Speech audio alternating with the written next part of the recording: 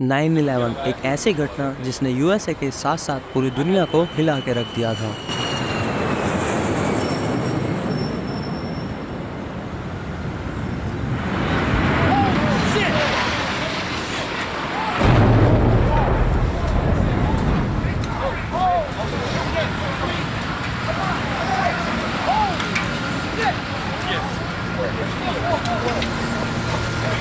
America और पूरी दुनिया का ये मानना है कि ओसामा बिन लादेन इस एक व्यक्ति ने ये पूरा अटैक करवाया था और सबके लिए लादेन का ये अटैक अमेरिका के ऊपर पहला और सबसे खतरनाक अटैक था। पर सच तो ये है ये पहला नहीं बल्कि दूसरा सबसे खतरनाक अटैक था। 26 फरवरी 1993 रामजी यूसुफ, जिसको लादेन के ही कैंप में ट्रेन किया गया था, और इसने वर्ल्ड ट्रेड सेंटर के बेसमेंट के अंदर बॉम्ब प्लांट किया ताकि दोनों टावर्स उड़ जाएं। लेकिन इसका यह प्लान फेल हो जाता है और रामजी यूसुफ को पकड़ लिया जाता है। लेकिन इसी घटना के 8 साल बाद Today, our fellow citizens, our way of life, our very freedom came under attack in a series of deliberate and deadly terrorist acts. Of the Pentagon. Now this is 11 सितंबर को सुबह अमेरिकन एयरलाइन की flight 11 take off करती है Boston के international airport से। इस flight की destination है लॉस एंजलिस। करीब 92 लोग इस एरोप्लेन में सवार हैं, 11 क्रू मेंबर हैं और 81 पैसेंजर्स हैं। फ्लाइट के टेक ऑफ होने के लगभग 15 मिनट बाद पता चलता है कि इन 81 पैसेंजर्स में से 5 हाईजैकर्स हैं और ये हाईजैकर्स जबरदस्ती एरोप्लेन के कॉकपिट में घुस जाते हैं। और इन 5 में से एक है मोहम्मद अट्टा, जो ट्रेंड है as a pilot. Mohamed Atta pilot से प्लेन का कंट्रोल छीनता है और प्लेन को सीधा वर्ल्ड ट्रेड सेंटर की ओर उड़ाता है। उस समय ये बिल्डिंग न्यूयॉर्क की शान थी और इन्हें ट्विन टावर भी बोला जाता था। उसके बाद इस प्लेन को सीधा वर्ल्ड ट्रेड सेंटर के नॉर्थ टावर में ले जाके क्रैश कर दिया जाता है।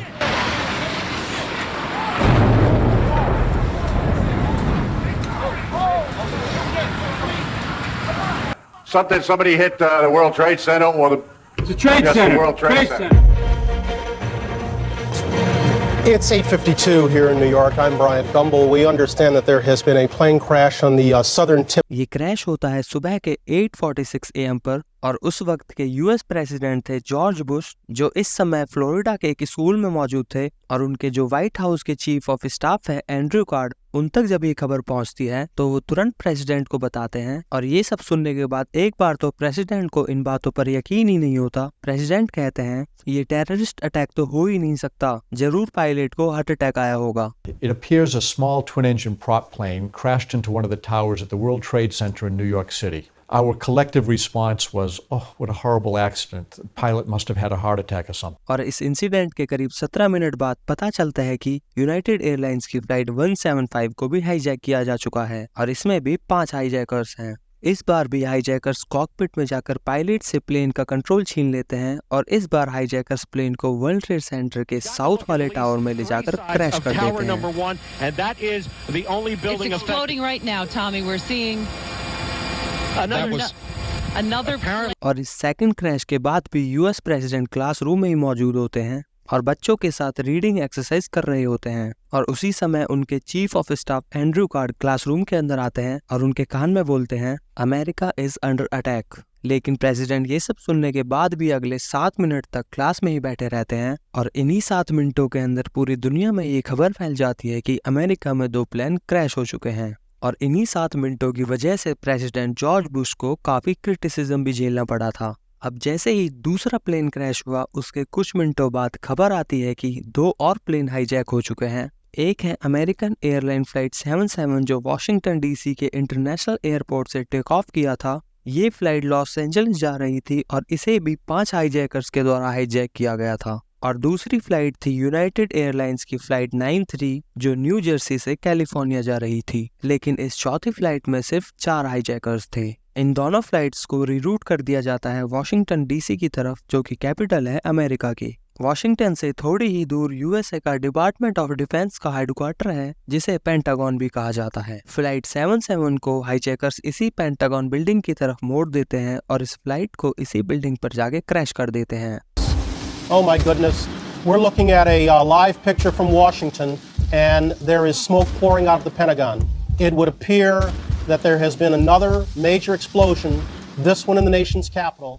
और जैसे ही तीसरे क्रैश की खबर आई उसके तुरंत बाद ही अमेरिका के एयर स्पेस को शट डाउन कर दिया जाता है और उस समय जितने भी एरोप्लेन हवा में मौजूद थे सभी को लैंड करने का ऑर्डर दिया जाता है। क्रैश होने से इस बिल्डिंग का काफी हिस्सा डिस्ट्रॉय हो जाता है और वहीं दूसरी ओर वर्ल्ड ट्रेड सेंटर के साउथ टावर में जो प्लेन क्रैश हुआ था उसकी वजह से पूरा साउथ टावर कोलैप्स हो गया था। इसी बीच जो चौथा प्लेन हाईजैक हुआ था उसका डर सबको सताने लगा कि पता नहीं चौथे प्लेन को हाईजैकर्स कहाँ क्रैश करेंगे। यूएस एजेंसीज के द्वारा ये सोचा जा रहा था कि ये प्लेन या तो व्हाइट हाउस पर क्रैश होगा या यूएस के कैपिटॉल में, और ये दोनों ही जगह काफी इंपॉर्टेंट जगह थी क्योंकि व्हाइट हाउस की बिल्डिंग में यूएस के प्रेसिडेंट रहते थे और यूएस की कैपिटॉल बिल्डिंग में वहां का पार्लियामेंट है। इस चौथे प्लेन में जो पैसेंजर्स मौजूद थे उनमें से कुछ पैसेंजर्स ने हाईजैक होने के बाद अपने फोन ऑन कर लिए थे और उन्हें उनकी फैमिली की तरफ से कॉल्स और मैसेजेस आने लगे, जिससे इन्हें पता चल गया था कि ऑलरेडी अमेरिका में 3 प्लेन क्रैश कराए जा चुके हैं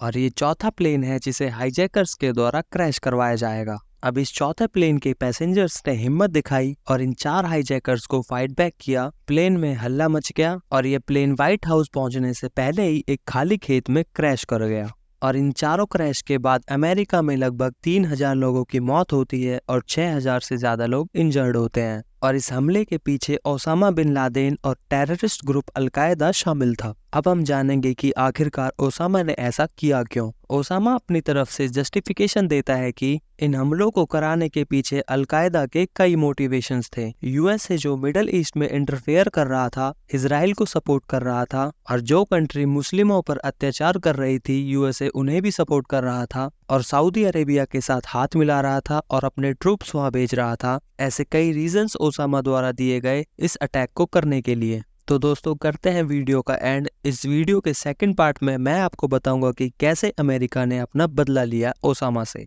अगर आपको हमारी ये वीडियो अच्छी लगी तो वीडियो को लाइक करें और हमारे चैनल को सब्सक्राइब करें।